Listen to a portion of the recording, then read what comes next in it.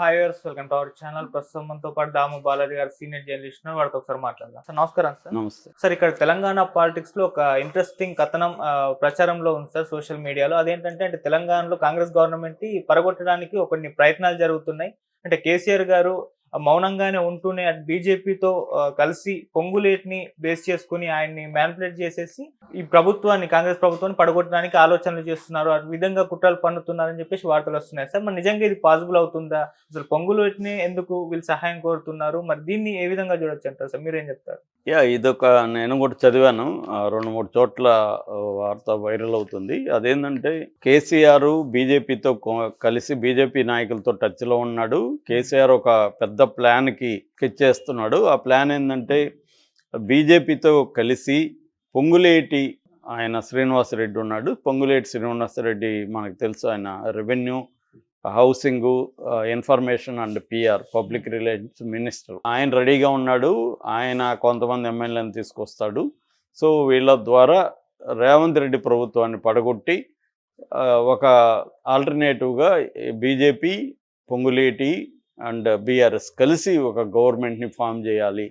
So Revanth Reddy ప్రభుత్వాన్ని కూల్చేయాలి. కూల్చేస్తే వ్యతిరేకత వస్తుందా రాదో చూసుకొని, కరెక్ట్ టైం చూసుకొని రేవంత్ రెడ్డికి ప్రజల్లో వ్యతిరేకత వచ్చే వరకు ఆగి, వ్యతిరేకత వచ్చిన తర్వాత కూల్చేయాలి అన్న ఒక స్కెచ్ కేసీఆర్ వేస్తున్నాడు. అందుకని కేసీఆర్ ప్రజల్లోకి వచ్చి, తాను ప్రజల్లోకి వచ్చి ఏమైనా చేస్తే మళ్ళీ వాళ్ళు చేస్తారు కాబట్టి అది వ్యతిరేకత కాకుండా సైలెంట్గా ఉందాం, అతని ఎట్లాగూ తను చెప్పిన హామీలు ఏవి నెరవేర్చలేడు, అంత డబ్బులు లేదు కాబట్టి వ్యతిరేకత జనాల్లో వస్తుంది, అట్లాగే అరాచకాలు ఇవన్నీ జరగనిద్దాం.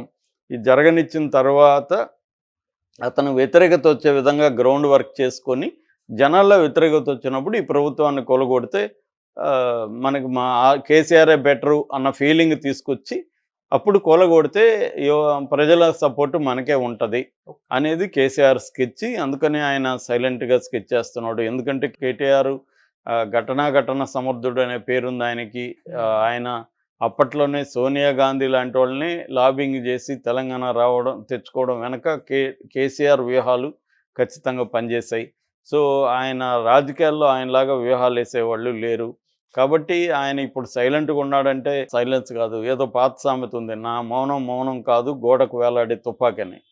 అంటే మౌనం ఉన్నాడు అనుకుంటాం కానీ అది గోడకు వేలాడుతుంది తుపాకీ, ఎప్పుడైనా అది ఫైర్ అవుతుంది. అలాగా కేసీఆర్ మౌనం కాదు, అది ఒక గోడకు వేలాడే తుపాకీ లాంటిది, అది ఫైర్ అవుతుంది.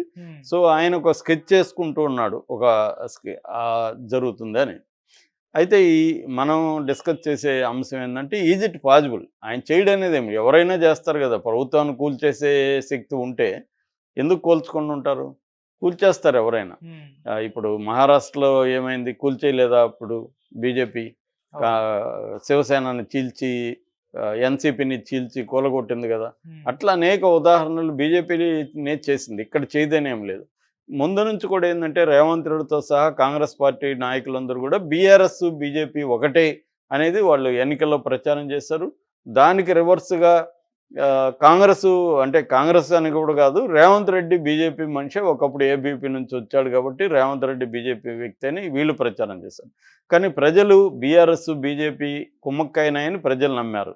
ఎందుకంటే ఒకప్పుడు తీవ్రంగా కేసీఆర్ మోడీ మీద విరుచుకుపడి చివరికి మోడీ ఒక ప్రధానమంత్రి హోదాలో తెలంగాణకు వచ్చినా కూడా ఈయన ప్రోటోకాల్ ప్రకారం ఒక ముఖ్యమంత్రి వెళ్ళాల్సి ఉంటూ కూడా వెళ్ళలేదు.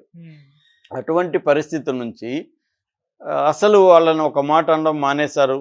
ఎందుకంటే ఈ కవిత ఇష్యూ అనేది వాళ్ళకి పెద్ద తలనొప్పిగా మారిపోయింది. కాబట్టి బీజేపీని విమర్శించడం కేసీఆర్ మానేశాడు క్లియర్గా. కాంగ్రెస్ మీద ఫోకస్ చేయడం అనేది చేస్తున్నాడు. సో ఈ క్రమంలో బీజేపీ బీఆర్ఎస్ ఒకటే అనేది గట్టిగా ప్రచారం చేశారు. ఆల్రెడీ ఆ జనాల్లో ఉంది, బీజేపీ బీఆర్ఎస్ కలిసి రేవంత్ రెడ్డి ప్రభుత్వాన్ని కూలగొడతారు. అందుకనే రేవంత్ రెడ్డి కూడా చాలాసార్లు ఆయన అడిగినప్పుడు, మీరు ఇలాగ వేరే పార్టీ వాళ్ళని చేర్చుకోవడానికి వ్యతిరేకమని మీరు గతంలో చెప్పారు కదా, ఇప్పుడు ఎందుకు చేస్తున్నారంటే, నేను చేర్చుకోకపోతే నా ప్రభుత్వాన్ని కూలగొడతారు, డే 1 నుంచి చెప్తున్నారు నా ప్రభుత్వాన్ని కూలగొట్టాలని, అందుకనే నేను ముందస్తుగా వాళ్ళ దాంట్లోంచి ఎమ్మెల్యేలు నేర్చుకొచ్చుకుంటున్నానని ఆయన ఇంటర్వ్యూలో కూడా రేవంత్ రెడ్డి చెప్పాడు. అది లాజికల్గా కరెక్ట్ కూడా. ఎందుకంటే ఇప్పుడు అదేదో అంటారు కదా, శత్రువుని నువ్వు ఫస్ట్ దెబ్బ కొట్టకపోతే వాడి దెబ్బ బలంగా ఉంటుంది. అవును. నువ్వు ఫస్ట్ దెబ్బ కొట్టడం ఇంపార్టెంట్. ఎవడు ఫస్ట్ కొడితే వాడికి విన్నింగ్ అవకాశాలు ఎక్కువ ఉంటాయి అనేది యుద్ధ వ్యూహాల్లో ఒకటి. ఉమ్, అలాగా ఇక్కడ రేవంత్ రెడ్డి కూడా తాను ముందుగానే వాళ్ళని వీక్ చేయకపోతే, బీఆర్ఎస్ని వీక్ చేయలేకపోతే వాళ్ళు మనల్ని వీక్ చేస్తారనేది రేవంత్ రెడ్డి వ్యూహం. ఉమ్, అయితే ఇప్పుడు ఈ ప్లాన్ కేసీఆర్ వేస్తున్న ఈ ప్లాను ఎంతవరకు పాజిబుల్ అనేది డిస్కస్ చేస్తే, ఇప్పుడు బలాబలాలు చూస్తే అసెంబ్లీలో ఉమ్, రేవంత్ రెడ్డికి మామూలుగానే 64 వచ్చాయి కాంగ్రెస్కి, ఒకటి సిపిఐ కలుపుకుంటే 65. ఫస్ట్ 10 మంది ప్లస్ ఒక 10 మంది బీఆర్ఎస్ ఎమ్మెల్యేలు చేరారు. ఇప్పుడు రేవంత్ రెడ్డి బలం చెప్పాలనుకుంటే 75 ప్లస్ ఎంఐఎం ఏడుగురు. ఎంఐఎం కూడా ఈ మధ్య కాంగ్రెస్నే సపోర్ట్ చేస్తుంది. ఉమ్, సో 75 ఒక 7 82 ఆయన బలం అని చెప్పుకోవచ్చు. ఉమ్, మ్యాజిక్ ఫిగర్ అంతా 60. అవును. సో ఎందుకంటే 119 సీట్లు కాబట్టి. ఉమ్, ఇక మిగిలిన వాళ్ళకి బీజేపీకి ఎంత ఉంది? 8 ఉంది. ఇటు బీఆర్ఎస్కి 29 ఉన్నాయి. సో 35. సో వీళ్ళకి 60 రావాలంటే 35కి ఇంకెంత రావాలి? 25 రావాలి మినిమం. సో ఒక 26 మందినన్నా లాగగలిగితే గవర్నమెంట్ ఫామ్ చేయొచ్చు. దానికి వీళ్ళు చెప్పే సమాధానం అంటే కేసీఆరే పంపించాడు ఈ 10 మందిని ప్లాన్ చేసి. అంటే చెప్పినప్పుడు మళ్ళీ మీరు వెళ్ళి అక్కడ ఒకరినన్నా లాక్కరండి అని ఈయనే పంపించాడు ఈ 10 మందిని. రేవంత్ రెడ్డి లాక్కునింది కాదు, కేసీఆర్ ప్లాన్డ్గానే కొంతమందిని దాంట్లో ప్లాంట్ చేశాడు కాంగ్రెస్లో. ఉమ్, వాళ్ళు మెల్లమెల్లగా రేవంత్ రెడ్డి మీద అసంతృప్తి క్రియేట్ చేసి ఇంకొంతమందిని లాక్కొస్తారు. అట్లాగే పొంగులేటి శ్రీనివాసరెడ్డి కూడా రెడీగా ఉన్నాడు. ఎందుకంటే ఒకప్పుడు బీఆర్ఎస్లోనే ఉన్నాడు పొంగులేటి. బీఆర్ఎస్ సస్పెండ్ చేసిన తర్వాత ఆయన కాంగ్రెస్ పార్టీలో చేరాడు. అయితే పొంగులేటి ఎందుకు వస్తాడంటే బీజేపీ ప్రెజర్ పొంగులేటి మీద ఉంది. పొంగులేటి మీద, ఆయన కొడుకు మీద ఈడీ కేసులు ఉన్నాయి. ఈడీ ఆల్రెడీ మనకు లాస్ట్ ఇయర్ ఆయన దాదాపు 16 టీములు, ఈడీ టీములు హైదరాబాద్కు వచ్చి ఖమ్మం, హైదరాబాద్ ఈ ప్లేసుల్లో 5 ప్లేసుల్లో ఆఫీసులు, ఇండ్లు వీటి మీద రైడ్ చేశాయి. ముఖ్యంగా ప్రధానంగా ఏంటంటే హర్షారెడ్డి, ఈ పొంగులేటి కొడుకు పొంగులేటి హర్షారెడ్డి మీద directorate of revenue intelligence complaint చేసింది ఈడీకి, డిఆర్ఐ. ఎందుకంటే ఈయన కొన్ని వాచ్ల్ని, కాస్ట్లీ వాచ్లు, ముఖ్యంగా చెన్నైలో 2 వాచ్లు దొరికాయి అన్నమాట.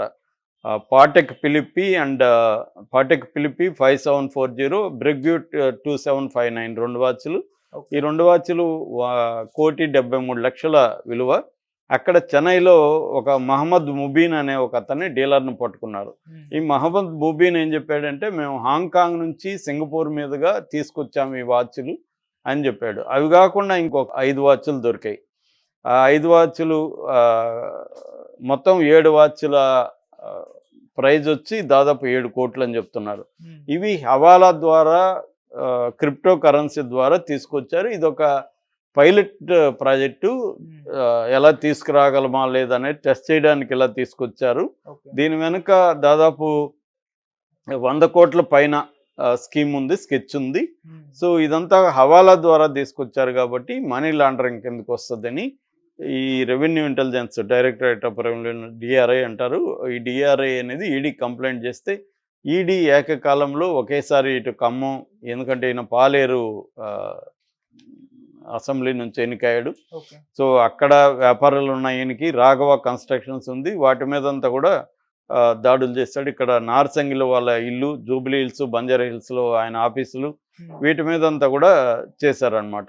ఆల్మోస్ట్ 5 ప్రాపర్టీస్ మీద దాడులు చేశారు. అందుకని ఆ కేసులు ఉన్నాయి, దాంట్లో గట్టిగా ఆధారాలు ఉన్నాయి. కాబట్టి ఏ క్షణమైన హర్షారెడ్డిని, పొంగులేటిని ఈడీ అరెస్ట్ చేసే అవకాశం ఉంది.